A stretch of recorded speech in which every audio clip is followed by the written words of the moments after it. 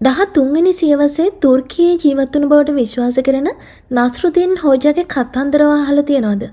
එයාගේ එක කතාවක් තියෙනවා. ඒකේ නම තමයි වීදි ලාම්පුව යට යතුරු සෙවීම. කතාව මෙහෙමයි. එක රාත්‍රියක නස්රුදීන් වීදි ලාම්පුවක් යට බිම මොකද්ද හොය හිටියා. ඒ වෙලාවේ එතනින් ගිය එයාගේ අසල්වැසියෙක් නස්රුදීන්ගෙන් අහනවා මොනවද ඔය හොයන්නේ කියලා. නස්රුදීන් බොහොම කලබලෙන් උත්තර දෙනවා අනේ මගේ ගෙදර යතුරු නැති වුණානේ මම ඒක හොයනවා කියලා. ඉතින් මේ අසල්වැසියාත් නස්රුදීන්ට උදව් කරන්න හිතාගෙන එයාත් එක්ක එකතු වෙලා යතුරු හෙව්වා. සෑහෙන වෙලාවක් යනකම් දෙන්නත් එක්කම බිම අතපත ගෑවට යතුරු හම්බුනේ නැහැ. අන්තිමේදී අසල්වැසියා අහනවා නස්රුදීන් ඔයාට විශ්වාසද මේ හරියදමයි යතුරු නැති උනේ කියලා. එතකොට නස්රුදීන් ඈත තියෙන අඳුරු මුල්ලක් පෙන්නලා කියනවා නෑ ඇත්තටම යතුරු නැති උනේ අන්න අතන අඳුරු මුල්ලේදී. එතකොට අසල්වැසියා පුදුමයෙන් අහනවා දෙයනේ නස්රුදීන් එහෙනම් ඇයි ඔයා මේ වීදි ලාම්පුව යට යතුරු හොයන්නේ කියලා. එතකොට නස්රුදීන් hina වෙලා කියනවා මොකද එතන අඳුරුයිනේ. ඒත් මේ ලාම්පුව යට හොඳට එළිය තියෙනවා. ඒ නිසායි මම මෙතන හොයන්නේ කියලා. මේ කතාව අහගෙන ඉන්න ඕනම කෙනෙකුට හිතනව නේද නස්රුදීන් කියන්නේ හරිම මෝඩයෙක් කියලා. ඒත් ඔයා කවදා හරි කල්පනා කරලා තියෙනවද අපේ ජීවිත කාලය ඇතුලේ අපි කී වතාවක් නස්රුදීන් කරපු මේ වැඩේ ඒ විදියටම කරලා තියෙනවද කියලා. එහෙනම් මේ ෆිල්ම් රිවිව් එක අවසානයේදී ඔයාට ඒ ගැන හිතන්න අවස්ථාවක් ලැබේවි. අද අපි කතා කරන්න යන්නේ 2025 අවුරුද්දේ තිරගත වුණ සැක් ක්‍රෙගර්ගේ වෙපන්ස් චිත්‍රපටය ගැන. සුපර්නැචරල් හොරර් සහ මිස්ට්‍රි කියන වර්ගීකරණ වලට අයිති වෙන මේ චිත්‍රපටය මල්ටි නැරේටිව් වර්ගයේ ෆිල්ම් එකක්. ඒ කියන්නේ මේක ඇතුළතදී අපිට එකම සිදුවීමක් ඒ සිදුවීමට සම්බන්ධ වෙන්න පුද්ගලයන් කීප දෙනෙකුගේ දෘෂ්ටි කෝණයෙන් නැවත නැවත දකින්න ලැබෙනවා. ඒ හරහා නිර්මාණකරුවා පණිවිඩයක් දෙනවා සත්‍ය කියන්නේ පරම යථාර්ථයම නෙවෙයි ඒක ඒ පුද්ගලයා අත්දකින සහ දකින ආකාරය අනුව වෙනස් වෙන සාපේක්ෂ දෙයක් බව. කතාව පටන් ගන්නේ මේබ්‍රූක් ප්‍රාථමික විද්‍යාලයේ තවත් එක දවසකින්. ඉස්කෝලට අලුතින් ආපු ගුරුවරියක් වෙන ජස්ටින් ගැන්ඩි එයාගේ පන්ති කාමරයට එද්දී ඒක සම්පූර්ණයෙන්ම වගේ හිස්. පන්තියේ ඉන්න ළමයි 18 දෙනාගෙන් 17 දෙනෙක්ම එදා ඉස්කෝලේ ඇවිත් නැහැ. එකම එක ළමයෙක් විතරයි පන්තියේ ඉන්නේ. ඒ තමයි ඇලෙක්ස් ලිලි. ඉතින් අනිත් 17 දෙනාට මොකද වුනේ? ඔයාලා හැමෝම අද ආදරෙන් පිළිගන්නවා බබල් ටයිම්ස් channel එකට. හැබැයි පොඩි මතක් කිරීමක් කරන්න තියෙනවා. ඔයා තාමත් මේ ෆිල්ම් එක බලලා නැත්නම් කතාවේ කුතුහලය නැති කරගන්න, ස්පොයිල් කරගන්න අකමැති නම් දැම්ම මේ වීඩියෝ එක ක්ලෝස් කරලා ෆිල්ම් එක බලලා එන්න. මොකද මෙතනින් එහාට කතාවේ heavy spoilers තියෙන නිසා.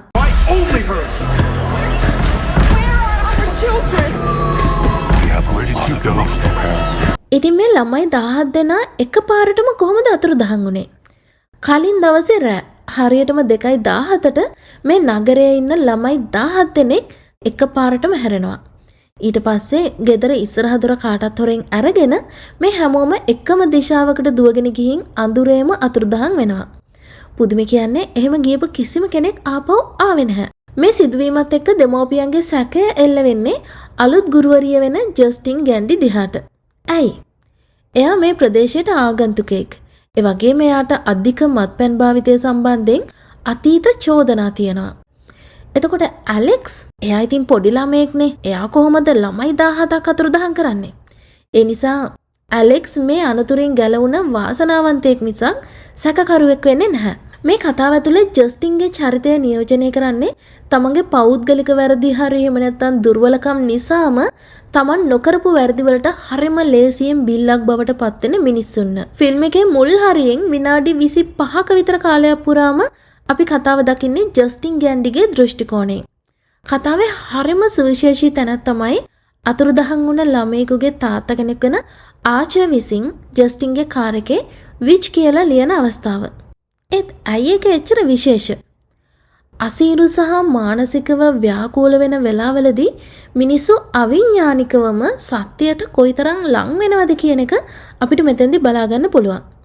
දරුවෝ එකම වෙලාවකදී ඇහැරෙන එක, එකම දිශාවකට දුවගෙන යන එක වගේම ඒ දුවගෙන යන ඉරියව්ව දිහා බැලුවම මේක සාමාන්‍ය පෙළඹවීමකට වඩා විච් ක්‍රාෆ්ට් ඒ කියන්නේ මායා කර්මත් එක්ක බැඳුණු දෙයක් කියන එක ආචාර්ගේ යටිහිතට දැනෙනවා. නමුත් ඒක සිද්ධ වෙන්නේ කොහොමද කියන එකට උත්තරයක් ආචාර්ය ළඟ නැහැ. එයා ඒ හිස්තන පුරවන්නේ තමන්ගේ ඇහැට පේන දේවල් වලින්. එයාට දකින්න තියෙන එකම දේ තමයි මේ අద్භූත සිදුවීම සිද්ධ වුණේ ජස්ටින්ගේ පන්තියේ දරුවන්ට විතරයි කියන එක. ඒ වගේම ජස්ටින්ට තියෙන අතීත චෝදනා. ඉතින් හිතට දැනෙන සත්‍ය සහ ඇහැට පේන දේ එකට එකතු කරලා උත්තර හොයන්න ගිහින් ආචර් මං මුලා වෙනවා. ඒ කියන්නේ ඇත්තටම මේ වෙලාවේ නගරවැසියෝ හොයන්න ඕන නගරයට අලුතින් ආපු ආගන්තුක මන්ත්‍රකාරියෙක්ව තමයි. නමුත් එයාලා එක හොයන තැන තමයි වැරදි. මේක හරියට අර නස්රුදීන් අඳුරේ වැටුණු යතුරු පහන් කනුව යට හොයනවා වගේම වැඩක්. මොකද ඇත්තම උත්තරේ තියෙන්නේ ගොඩක්ම අඳුරු භයානක තැනක වුණත් මිනිස්සු උත්සාහ කරන්නේ Tamanට දරා ගන්න පුළුවන් ලේසිම තැනින් ඒකට උත්තරේ හොයන්න. ඒ නිසාම ආචර් ඇතුළු දෙමව්පියෝ මේ දරුවෝ හැමෝම දුවගෙන ගියපු දිශාව ගැනවත් ඒ දිශාවේ මොකද්ද තියෙන්නේ කියන එක ගැනවත් සැලකිලිමත් වෙන්නේ නැහැ. අටුම තරමේ ඇලෙක්ස් විතරක් ඉතුරු වුණේ කොහොමද කියන එකවත් හොයන්න උනන්දු වෙන්නේ නැහැ. මෙතනදී ජස්ටින් තමයි පහන් කනුව. හැමෝටම එයාව පැහැදිලිව පේනවා. එතකොට කළුවරේ වැටිලා තියෙන යතුරු තමයි ඇලෙක්ස්. ඉතින් එල්ල වෙන පීඩනයත් එක්ක ජස්ටින් පෙළඹෙනවා තනියම මේ අභිරහස විසඳන්න. එතකොට එයාගේ සැකය එල්ල වෙන්නේ අනිත් හැමෝගෙම සැකයෙන් මිදුණු කෙනා දිහාට. ඒ කියන්නේ ඇලෙක්ස් දිහාට. ඇලෙක්ස් පස්සෙන් යන ජස්ටින් දකිනවා එයාගේ ගෙදර දොර ජනෙල් හැම එකක්ම කොළ වලින් වහලා තියෙන කියන එක. ඒ වගේම ගේ ඇතුලේ අඳුරෙන් නොසෙල්වි ඉන්න මිනිසු දෙන්නෙක්ගේ ඡායාව. ඉතින් තමන්ගේ සහජ ඉවදිගේ යන ජස්ටින් තහවුරු කරගන්නවා අවුල තියෙන්නේ ඇලෙක්ස්ගේ ගෙදරම තමයි කියලා. නමුත් මේ වෙනකොට කිසිම කෙනෙක් එයාව විශ්වාස කරන්නේ නැහැ. ඒ වගේම ඇලෙක්ස් ගැන ඔත්තු බලන්න යන ජස්ටින් නොදැනුවත්වම මේ මායාකර්මයේ ඉලක්කයක් බවට පත් වෙනවා. ඊළඟට කතාව හැරෙනවා ආචර්ගේ දෘෂ්ටි කෝණයට. මෙයා නියෝජනය කරනවා තමන්ගේ වරදකාරී හැඟීමෙන් සහ වේදනාවෙන් මිදෙන්න උත්සාහ කරන මිනිස් ස්වභාවය. ආචර්ගේ හිතේ තියෙනවා තාත්තා කෙනෙක් විදියට තමන්ගේ දරුවව ආරක්ෂා කරගන්න බැරි වුණා කියන වරදකාරී හැඟීම. මිනිස් සිතේ ස්වභාවය තමයි තමන්ට දරා ගන්න බැරි වරදකාරී බවක් දැනුනම ඒ වේදනාවෙන් මිදෙන්න බාහිර පාර්ශවයකට චෝදනා එල්ල කිරීම හරි එහෙම නැත්නම් වෙනත් පලිහක් හොයාගන්න උත්සාහ කරන එක. ඉතින් ජස්ටින් ගැන්ඩිට මුලින්ම චෝදනා කරන්නේ ආචර්. අනිත් දෙමාපිය හැමෝම කරන්නේ එයාව ෆලෝ කරන එක විතරයි. ගැන්ඩිගේ කාර් එකෙන් විච් කියලා ලියපු දවසේ රෑ ආචර් හීනයක් දකිනවා. ඒත් එක්කම එයාට තේරෙන පටන් ගන්නවා ළමයින්ව පැහැරගත්ත කෙනාට වඩා වැදගත් වෙන්නේ ළමයි දැන් ඉන්නේ කොහෙද කියලා හොයන එක බව. මෙතනදී තමයි ආචර් ළමයි දුවගෙන ගියපු දිශාව ගැන අවධානය යොමු කරන්න පටන් ගන්නෙ. ඊළඟට සිද්ධ වෙන මාකස්ගේ පහර දීමත් එක්ක ආචර් තේරුම් ගන්නවා තමන් මෙච්චර වෙලාවක් යතුරු හෙව්වේ වැරදි තැනක කියලා. ඇත්තට මෙයා මෙච්චර වෙලා උත්සාහ කරේ තමන්ගේ හිතේ තිබුණ පීඩනය පිට කරන්න බිල්ලක් හොයන්න මිසක් ප්‍රශ්නෙට සැබෑ විසඳුමක් හොයන්න නෙවෙයි. මාකස්ගේ ප්‍රචණ්ඩකාරී මැදිහත් වීම ආචර්ව තමන්ගේම අන්තවාදී ක්‍රියාකලාපය දිහා ආයමත් හැරිලා බලන්න පොළඹවනවා. ඊළඟට කතාව පෙන්වන්නේ පෝල්ගේ දෘෂ්ටි කෝණයෙන්. පෝල් මේ කතාව වෙන තවත් චරිතයකට කෙලින්ම සමානකම් පෙන්නනවා. ඒ තමයි ග්ලැඩිස්. මේ දෙන්න හරියට එකිනෙකාගේ ප්‍රතිබිම්බ වගේ. පෝල් කියන්නේ නීතිය රකින්න පොලිස් නිලධාරියෙක් වුණාට ඇතුළතින් දූෂිත ආත්මාර්ථකාමී සහ තමන්ගේ වාසිය වෙනුවෙන් ඕනම දෙයක් කරන කෙනෙක්. ඒ වගේම ග්ලැඩිස් කියන්නේ අනුන්ගේ ජීව ශක්තිය උරා බිබී තමන්ගේ පැවැත්ම තහවුරු කරගන්න මායාකාරියක්. මේ දෙන්නම කරන්නේ තමන්ගේ පැවැත්ම වෙනුවෙන් සදාචාරය පාගලා දාලා ප්‍රචණ්ඩත්වය පාවිච්චි කරන එක. ඉතින් මන්තර ගුරුකම් අద్භූත බලවේග මේ හැම දෙයකටම වඩා මිනිසෙක්ගේ සදාචාරාත්මක පරිහානිය කොයිතරම් භයානක ව්‍යසන ඇති කරනවද කියන එක මේ කොටසදී අපිට බලා ගන්න පුළුවන්. පෝල් ජේම්ස්ට පහර දුන්න බව වසන් කරන්න ගන්න උත්සාහය අවසානයේ නතර වෙන්නේ එයාට ඇලෙක්ස්ගේ ගෙදරට ආරක්ෂාවකින් තොරව ඇතුල් වෙන්න සිද්ධ වෙලා. සරලවම කිව්වොතින් පෝල් කියන්නේ මිනිසා තමාටම එරෙහි ආයුධයක් වෙන විදිය පෙන්නන ජීවමාන සංකේතය. ඊළඟට ජේම්ස් කියන්නේ මත්ද්‍රව්‍ය වලට තදින්ම අබ්බැහි වුණ කෙනෙක්. එයාගේ මුළු ලෝකෙම පවතින්නේ ඊළඟ වතාවේ මත්ද්‍රව්‍ය අරගන්නේ කොහොමද කියන සිතුවිල්ල එක්ක විතරයි. මෙයා තමයි චිත්‍රපටයේ අපිට දකින්න ලැබෙන ඉතාම සංකීර්ණ සහ සුවිශේෂීම චරිතය. ජේම්ස් නියෝජනය කරනවා සමාජයේ බ්ලයින්ඩ් ස්පොට් එක. සමාජය එයා දිහා බලන්නේ නැහැ. ඒ වගේම එයාව ගණන් ගන්නෙත් නැහැ. නමුත් අනිත් අයට නොපෙනෙන ගොඩක් දේවල් එයාට පේනවා. මුළු නගරෙම අතුරුදහන් වුණ ළමයි ගැන කතා කරාට එයාලව හොයාගන්නේ ජේම්ස් විසින්. හැබැයි එයා එක පොලිසියට දැනුම් දෙන්න යන්නේ ළමයි ගැන තියෙන කරුණාවකට වඩා ඒ වෙනුවෙන් ලැබෙන මුදල් ත්‍යාගය ලබා ගන්න අරමුණින්. ඉතින් ජේම්ස්ගේ ඇතුළාන්තයේ තියෙන මේ ආත්මාර්ථකාමී බව එයාව සාමාන්‍ය වීරයෙකුගෙන් සම්පූර්ණයෙන්ම වෙනස් කරනවා. මේ නිසා ප්‍රේක්ෂකයාට ජේම්ස් ගැන අනුකම්පාව සහ කෝපය කියන ෆීලිංග්ස් දෙකම එකම වෙලාවේ දැනෙන්න සලස්සනවා. ඉතින් මම දකින විදියට චිත්‍රපටයේ වඩාත්ම දක්ෂ විදියට ලියවුන චරිතය තමයි මේ. ඊළඟට කතාව හැරෙනවා මේබ්‍රොක් පාසලේ විදුහල්පති වුණ මාකස්ගේ දිහාවට. මෙයා තමයි ජේම්ස්ගේ චරිතයේ සම්පූර්ණ ප්‍රතිවිරුද්ධ ස්වභාවය. ඒ කියන්නේ මේ දෙන්න එකම කාසියක දෙපැත්තක් වගේ. ජේම්ස් කියන්නේ සමාජයෙන් කොන් වුණ අසාර්ථක පුද්ගලයෙක්. එතකොට මාකස් කියන්නේ ඒ සමාජයේම ජීවත් වෙන වගකීම් සහගත ගෞරවනීය පුද්ගලයෙක්. ෆිල්ම් එක හොඳින් නිරීක්ෂණය කරා නම් ඔයාලට නෝට් වෙන්නේ නැති මේ චිත්‍රපටයේ දෘෂ්ටි කෝණ චරිත 6ක් තියෙනවා. මේ හැම චරිතයක්ම අනිත් චරිත එක්ක මොන හරි විදියකින් සම්බන්ධ වෙනවා. හැබැයි දෙන්නේ කැරෙන්න. ඒ තමයි ජේම්ස් සහ මාකස්. ජේම්ස් අනිත් හැම චරිතයක්ම ඉන්න තැන්වල ඉඳලා තියෙනවා. නමුත් මාකස් ඉන්න තැනක කවදාවත් ඉඳලා නැහැ.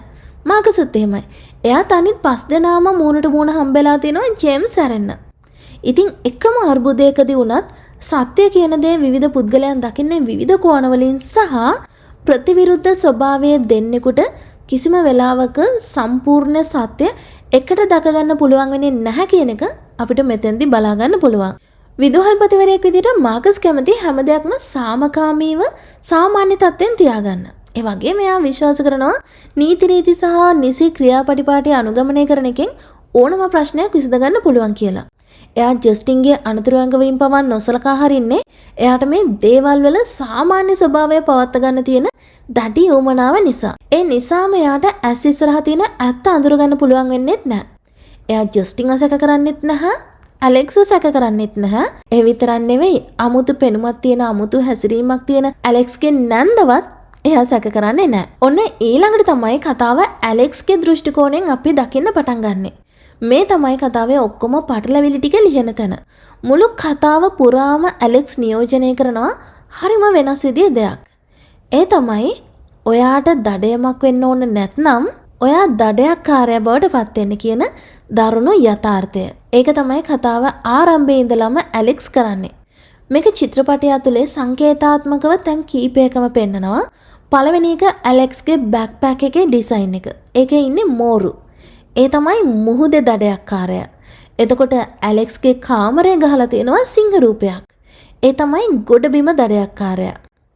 ඉතින් මෙතනදී ඇලෙක්ස් කරන්නේ තමන්ගේ සහ තමන්ගේ පවුලේ අයගේ පැවැත්ම වෙනුවෙන් විනාශකාරී නපුර එක ගිවිසුමකට එළඹෙන එක. ඒකේ ප්‍රතිඵලයක් විදිහට තමයි එයාගේ යාළුවෝ 17 දෙනෙක් ග්ලැඩිස්ගේ ගොඳුරු බවට පත් වෙන්නේ. එතකොට කවුද මේ ග්ලැඩිස් කියන්නේ? සමහර ෆෑන් තියරිස් තියෙනවා මේ පෞරාණික මායා සත්‍යයක් කියලා. 19 වෙනි සියවසේදී ක්ෂය රෝගය හඳුන්වන්න පාවිච්චි කරපු කන්සම්ප්ෂන් කියන වචනය පාවිච්චි කිරීම නිසා මෙයා ඒ කාලේ ඉඳලම පැවතගෙන එන කෙනෙක් කියලා සමහර ෆෑන්ස්ලා විශ්වාස කරනවා. එතකොට සමහර ෆෑන් තියරිස් තියෙනවා ග්ලැඩිස් කියන්නේ අඳුරු මායා කර්ම පාවිච්චියෙන් තමන්ගේ ජීව බලය රැකගන්න උත්සාහ කරන මිනිස්ය මහලු කාන්තාවක් කියලා. ඒකට හේතුව වෙන්නේ ඇලෙක්ස්ගේ දෙමෝපියෝ දෙන්නගේ ජීව බලය විතර ප්‍රමාණවත් වේවි කියලා ග්ලැඩිස් කරපු වැරදි ගණනය කිරීම. ඒ නිසා සමහර අය තර්ක කරනවා මෙයා ඒ තරම් දීර්ඝ කාලයක් තිස්සේ ඉඳලා පැවතගෙන එන අත්දැකීම් බහුල මායාකාරියක් කියලා හිතන්න අමාරුයි කියලා. කොහොම හරි චිත්‍රපටයේ අවසාන වෙනකම්ම ග්ලැඩිස්ගේ බෑක් ස්ටෝරි එක නම් අපිට දැනගන්න ලැබෙන්නේ නැහැ. නමුත් අපි එක දෙයක් දන්නවා. ග්ලැඩිස්ට තමන්ට සම්බන්ධ වෙන අයගේ මොලේ ඇතුළට රිංගන්න පුළුවන් බව. ආචා හීනෙන් එයාගේ පුතාගෙන් ඉන්න තැන අහද්දී ඒක වළක්වන්න ග්ලැඩිස් ඒ හීනේ ඇතුළට රිංගනවා. මොකද ඔහු එහෙම නැත්තම් කවුද කියලා අහනවා වෙනුවට වෙයා. ඒ කියන්නේ කොහෙද කියන ප්‍රශ්නය ආචාගේ ඔළුවට එන්නේ මේ හීනේදී නිසා. ඉතින් ඒ හීනයට බාධා කරන්න ග්ලැඩිස්ට පුළුවන් වෙනවා. දෙවෙනි වතාවේ එයා රිංගනවා ජේම්ස්ගේ ඔළුවට. මාත්‍රාව්‍ය ඇබ්බැහිය නිසා එයාගේ මොළය කොහොමත් හැමතිස්සෙම වැඩ කරන්නේ යම්කිසි ආකාරයක අර්ධ ක්‍රියාකාරී තත්ත්වයක. ඒ නිසා ඇහැරගෙන ඉඳිද්දිම ජේම්ස්ගේ ඔළුවට රිංගගෙන එයාව බය කරන්න ග්ලැඩිස්ට පුළුවන් වෙනවා. ඉතින් මේ හැමදේම සිද්ධ වෙන අතරදී ඇලෙක්ස් ටිකෙන් ටික ග්ලැඩිස්ගේ මන්ත්‍ර වැඩ කරන විදිය තේරුම් ගන්නවා. එයා මිනිසුන්ව පාලනය කරන්න ක්‍රම දෙකක් පාවිච්චි කරනවා. මුලින්ම කෙනෙකුගේ පෞද්ගලික භාණ්ඩයක් පාවිච්චි කරලා ඒ කෙනාව තමන්ගේ වහලෙක් බවට පත් කර ගන්නවා. ඊළඟට ඒ පාලනයට නතු වුණ කෙනා ආයුධයක් විදිහට පාවිච්චි කරන්න ඕන වුණා. මේ කියන්නේ යම් නිශ්චිත පුද්ගලයෙක්ව මරවන්න ඕන වුණාම ඒ ඉලක්කගත පුද්ගලයාගේ හිසකෙස් කොටසක් පාවිච්චි කරනවා. ළමයි 17 දෙනා ඒ වෙනකොටත් හිටියේ ග්ලැඩිස්ගේ වහල්භාවයට පත් වෙලා. ඉතින් තීරණාත්මක අවසානයේදී ග්ලැඩිස්ගේ අවධානය වෙන පැත්තක යොමු වෙලා තියෙන වෙලාවේ ඇලෙක්ස්ට අවස්ථාව ලැබෙනවා ග්ලැඩිස්ගේ විග් එකේ තිබුණ එයාගේ ඇත්ත කෙස් රොදක් කොමාරි හොයාගෙන එයාව ඉලක්කයක් බවට පත් කරන්න. ඇලෙක්ස් තමන්ගේ ලේ තැවරීමත් එක්ක මායාවෙන් පාලනය වෙන ළමයි 17 දෙනාගේ පාලනය ග්ලැඩිස්ගෙන් අයින් වෙලා ඇලෙක්ස්ට මාරු වෙනවා. එතනින් එහාට මේ ළමයි වැඩ කරන්නේ ඇලෙක්ස්ගේ කැමැත්ත සහ ඔහුගේ කෝපයට අනුව. හැබැයි මෙතනදී අපේ ඇහැට නොපෙනුන තවත් විනාශකාරී දෙයක් සිද්ධ වෙනවා. ඒ තමයි ඇලෙක්ස් නපුරට ඇද වැටීම. ඇලෙක්ස් මෙතනදී නරක කෙනෙක් නෙවෙයි. හැබැයි තවදුරටත් එයා අහිංසකත් නැහැ. ඇයි මං එහෙම කියන්නේ? අපයෝජනයට ලක්වෙන දරුවෙක් ඒ පීඩාවෙන් මිදෙන්න හරි තමන්ව ආරක්ෂා කරගන්න හරි උත්සාහ කරද්දී අපයෝජකයාගේ ප්‍රචණ්ඩකාරී හැසිරීම් රටාවන් ඉගෙන ගන්නත් ඒවා ක්‍රියාත්මක කරන්නත් පෙළඹෙනවා. ග්ලැඩිස් ඇලෙක්ස්ට කරපු මානසික පීඩනය කොච්චරක්ද කියනවා නම් අවසානයේදී ග්ලැඩිස්ව නවත්තන්න පුළුවන් එකම ක්‍රමය වෙන්නේ ග්ලැඩිස් වගේම වෙන එකෙන් විතරයි කියන එක ඇලෙක්ස්ට තේරෙනවා. ඉතින් ඇලෙක්ස් විසින් ග්ලැඩිස්ව පරාජය කරන්නේ ග්ලැඩිස් අනුගමනය කරපු ඒ ලේ තවරුණු අඳුරු වත්පිළිවෙත් ඒ විදියටම අනුගමනය කිරීම හරහා. නපුර විනාශ කරන්න ඇලෙක්ස්ටත් ඒ නපුරේම කොටස්කරුවෙක් බවට පත් වෙන්න සිද්ධ වෙනවා. සරලවම කිව්වොතින් ඇලෙක්ස් එතනදී ග්ලැඩිස් වගේම තවත් මායාකාරයෙක් කියන්නේ තවත් දඩයක්කාරයෙක් බවට පත් වෙනවා. මේ අවස්ථාව හරහා ළමා අපයෝජනය සහ ඒකෙන් ඇතිවෙන පරම්පරාගත විනාශය ගැන ඉතාමත් භයානක සත්‍යයක් මතු කරන්න නිර්මාණකරුවා සමත් වෙලා තියෙනවා. ඉතින් මෙතනදී සිද්ධ වෙන ලොකුම ඛේදවාචකය තමයි ඇලෙක්ස් විසින් ග්ලැඩිස්ව මරලා දැම්මට එයා ඇලෙක්ස් තුල රෝපණය කරපු ඒ නපුර ඇලෙක්ස් තුලම ඉතිරි වෙන එක. මෙතනින් එහාට ඇලෙක්ස්ට සිද්ධ වෙනවා තමන් තුල ඉතුරු වුණ නපුරට එරෙහිව සටන් කරලා එතනින් එළියට එන්න. එහෙම නැත්නම් ඒ නපුරටම බිලි වෙන්න. කතාව අවසානයේදී ඇලෙක්ස්ගේ අනාගතය ගැන පොඩි ඉඟියක් ලැබෙනවා. ඒ තමයි එයා වෙනත් නගරයක වෙනත් නැන්ද කෙනෙක් ළඟට ගියා කියන එක. බොහෝ දුරට මේකෙන් ඇඟ වෙන්නේ මේ මාරාන්තික චක්‍රය එතනින් ඉවර වෙන්නේ නැහැ කියන එක සහ නපුර නැවතත් අලුත් මුහුණුවරකින් ව්‍යාප්ත වෙන්න සූදානම් වෙනවා කියන එක වෙන්න පුළුවන්. ඒ වගේම ග්ලැඩිස්ගේ බන්ධනයේ ඉඳලා අන්තිමට ග්ලැඩිස්ව මරලා දාන මේ ළමයි 17 දෙනත් මේ අඳුරු දාමේම තවත් පුරුක් බවට පත් වෙනවා. කතාව අවසානයේදී කියනවා මේ අයගෙන් කීප දෙනෙක් අවුරුදු 2කට පස්සේ කතා කරන්න පටන් ගත්තා කියලා. childhood trauma සිංහලෙන් කිව්වොතින් ළමාවිය කම්පනය කියන්නේ කොයිතරම් බරපතල ආපස්සට හරවන්න බැරි විදියේ දෙයක්ද කියන එක තමයි මේ සිතුවීමෙන් පෙන්වුම් කරන්නේ. ඇත්තටම මෙතනදී ළමයි 17 දෙනා ග්ලැඩිස්ව මරනවා කියන්නේ ග්ලැඩිස්ව පරාජය කිරීමම නෙවෙයි. ඒ ළමයිනුත් ග්ලැඩිස්ගේ ක්‍රමවේදය වැළඳ ගැනීමක්. ඉතින් නපුර කියන්නේ විනාශ කරන්න පුළුවන් දෙයක් නෙවෙයි. ඒක එක තැනකින් තවත් තැනකට මාරු වෙනවා විතරයි. ඉතින් ඇලෙක්ස් ඇතුළු මේ හැම දරුවෙකුටම සිද්ධ වෙනවා තමන්ගේ ජීවිත කාලයෙන් සැලකිය යුතු කාලයක් තමන්ගේ මනසේ කම්පනය සහ තමන් තුළම පවතින නපුර එක්ක සටන් කරන්න. සමහරු ඒ සටනින් දිනාවි. ඒ වගේම සමහරු ඒ සටනින් පරදීවි. අපි චිත්‍රපටයේ කතාව ගැන කතා කරලා ඉවරයි. ඊළඟට පොඩ්ඩක් කතා කරමු මේ චිත්‍රපටයේ ඇතුලේ සැඟවුණු පණිවිඩය ගැන. අඳුරු මායා කර්ම වලට වඩා බරපතල දෙයක් මේ ග්ලැඩිස්ගේ චරිතය හරහා සංකේතවත් වෙනවා. ඒ තමයි ඇබ්බැහිය. ඔව් මේ චරිතය ඇත්තටම නියෝජනය කරන්නේ පවුලක් ඇතුළට රිංග ගන්න විනාශකාරී ඇබ්බැහියක්. ඕනම ගයක් ඇතුළට මත්ද්‍රව්‍ය වල අඳුරු සෙවණැල්ල මුලින්ම ඇතුළු වෙන්නේ හරිම සුහදශීලී වෙස්මුණකින්. ගොඩක් වෙලාවට ඒක පටන් ගන්න කුතුහලයේ එහෙම නැත්නම් ජීවිතයේ ඒකාකාරී බවින් මිදෙන්න කරන පොඩි වෙනසක් විදියට එහෙම නැත්නම් පොඩි විනෝදයක් විදියට. නමුත් බොහොම ඉක්මනින් ඒක මුළු පවුලම ගිලගන්න මාරාන්තික ව්‍යසනයක් බවට පත් වෙනවා. ග්ලැඩිස්ගේ චරිතය හරහා නිර්මාණකරුවා පෙන්වන්නේ මෙන්න මේ ඇබ්බැහිය විසින් කෙනෙකුගේ ආත්මය ටිකින් ටික විනාශ කරන විදිය සහ තමන්ගේ වටේ ඉන්න අය පවා නොදැනුවත්වම අගාධයකට ඇදලා දාන විදිය. මත්ද්‍රව්‍ය කියන්නේ ශරීරය විනාශ කරන දෙයක් විතරක් නෙවෙයි. ඒක මුළු පවුලකම සතුට උදුරගන්න මායාකාරියක් වගේ කියන එක තමයි මෙතනදී දෙන පණිවිඩය. එතකොට ඇලෙක්ස්ගේ දෙමව්පියන් හරහා සංකේතවත් වෙනවා මත්ද්‍රව්‍ය වලට ඇබ්බැහි වුණ දෙමව්පියන් දෙන්නෙක්. ඇලෙක්ස්ගෙන් සංකේතවත් වෙනවා දෙමව්පියන්ගේ ඇබ්බැහියේ වින්දිතේ බවට පත්වෙන දරුවෙක්ව. චිත්‍රපටය නිර්මාණය කරන සැක් ක්‍රෙගර් කියන්නේ මත්ද්‍රව්‍ය වලට ඇබ්බැහි වුණ දෙමව්පියන් දෙන්නෙක් නිසා ළමා කාලයේ සුන්දරත්වය අහිමි වුණ කෙනෙක්. ඉතින් එහෙම දෙමව්පියන්ගේ දරුවෙකුට වැඩිහිටියෙක් වගේ වගකීමක් කරට අරගෙන තමන්ගේ දෙමව්පියන් බලා ගන්න සිද්ධ වෙන විදිය තමයි ඔහු ඇලෙක්ස් හරහා නිරූපණය කරන්නේ. එතකොට මේ දරුවෝ 17 දෙනාගෙන් පෙන්눔 කරනවා දෙමව්පියන්ගේ දැනුවත්භාවයකින් තොරවම ව්‍යාපාර විසින් දරුවන් මත්ද්‍රව්‍ය වලට අද්දව ගන්න විදිය. ආචාර්ය නියෝජනය කරනවා ඇබ්බැහි වුණ දරුවන්ගේ දෙමව්පියන් විඳින මානසික අරගලය. ඊළඟට මම පොඩ්ඩක් දශක ගානක් ආපස්සට යනවා. වියට්නාම යුද්ධයේ උච්චතම අවස්ථාවක 1972 අවුරුද්දේ ජුනි 8 වෙනිදා දකුණු වියට්නාම් ගුවන් හමුදාව විසින් වැරදීමකින් ට්‍රෑම්බෑන් ගම්මානයට නේපාම් බෝම්බ ප්‍රහාරයක් දියත් කරා. මේ ප්‍රහාරයෙන් දරුවන් විශාල ප්‍රමාණයක් තුවාල වුණා. ඇමරිකාවේ ඇසෝසියේට් ප්‍රෙස් පුවත්පතේ ඡායාරූප ශිල්පියෙක් වුණ නික් යූට් විසින් මෙන්න මේ ඡායාරූපය අරගන්නේ ඒ වෙලාවේදී. මං හිතනවා ඔයා මීට කලින් අනිවාර්යයෙන්ම මේ පින්තූරේ කොහෙදී හරි දැකලා ඇති. මොකද මේක ඒ තරම්ම ප්‍රසිද්ධයි. ඒ වගේම මේ ඡායාරූපය පුලිට්සර් සම්මානය ඇතුළු සම්මාන කීපයක්ම දිනාගත්තා. ඒක කොහොමද මේ කතාවට සම්බන්ධ වෙන්නේ? මෙන්න මේ දරුව ටික දුවගෙන යන විදිය මේ ෆොටෝ එකත් එක්ක සංසන්දනය කරොතින් ඔයාලට සම්බන්ධකම තේරෙවි. ඉතින් බලතණ්හාවෙන් මිරිකෙන වියපත් මහල්ලන්ගේ පැවැත්ම තහවුරු කරගන්න අනාගත පරපුර බිලිගැනීම කියන දේශපාලන සාධකයත් මේ කතාව ඇතුලේ තවත් පැත්තකින් නිරූපණය කරනවා. හරි. ඉතින් කතාව අවසානයේදී මේ චිත්‍රපටයේ නම ගැන සහ වෙලාව ගැන කතා කරන්න ඕන.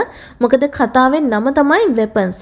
හැබැයි මේ කතා කරන්නේ මිනිසු විසින් නිර්මාණය කරපු කෘත්‍රිම ආයුධ ගැන නෙවෙයි. මිනිස්සුන්ව විනාශකාරී ආයුධයක් විදියට භාවිතා කිරීම ගැන. මිනිස්සු අරගන්න තීරණ සහ මිනිසුන්ගේ හිතවල ඇතිවෙන කම්පනයන් තමයි ලෝකේ තියෙන භයානකම ආයුධය කියන එක මේ ටයිටල් එකෙන් කියවෙනවා. එතකොට ඇයි 2:17? මොකද්ද මේ වෙලාවේ විශේෂත්වය? ගොඩක් ෆෑන්ස්ලා මේ නම්බර් එකට බයිබල් වර්සස් පාර්ලිමේන්තු 50ත් වගේ එක එක විදිය අර්ථකථනයන් දීලා තිබුණා. හැබැයි ෆා අවුට් මැගසින් එකත් එක්ක කරපු ඉන්ටර්විව් එකකදී සැක් ක්‍රෙගර් කියනවා මේ අංකය කෙලින්ම ස්ටීවන් කින්ගේ ෂයිනින් නවකතාවට උපහාරයක් විදියට ඒකේ එන අංක 217 කාමරේ රෙෆරන්ස් එකක් කියලා. ඉතින් මම හිතනවා වෙපන්ස් චිත්‍රපටය ගැන ඔයාලට තිබුණ ප්‍රශ්න ගොඩක් මේ රිවිව් එකෙන් විසඳෙන්නේ නැති කියලා. ඒ වගේම චිත්‍රපටය ගැන මීට වඩා වෙනස් කියවීම් ඔයාලට තියෙන්න පුළුවන්. ඒ හැම එකක්ම කමෙන්ට් කරන්න පහළ කමෙන්ට් සෙක්ෂන් එකේ. එතකොට අපිට පුළුවන් අපේ අදහස් හැමෝම එක බෙදා ගන්න. ඔයා තාම subscribe කරලා නැත්නම් මගේ Bubble Times channel එක දාම subscribe කරලා bell icon එක on කරලා තිබුණොතින් ඔයාලට මම ඊළඟට review එකක් upload කරපු ගමන්ම ඒක notification එකකින් දැනගන්න පුළුවන්. එහෙනම් මම අද ගිහින් එන්නම්. අපි ආයෙමත් හමු වෙමු අලුත් review එකකින්.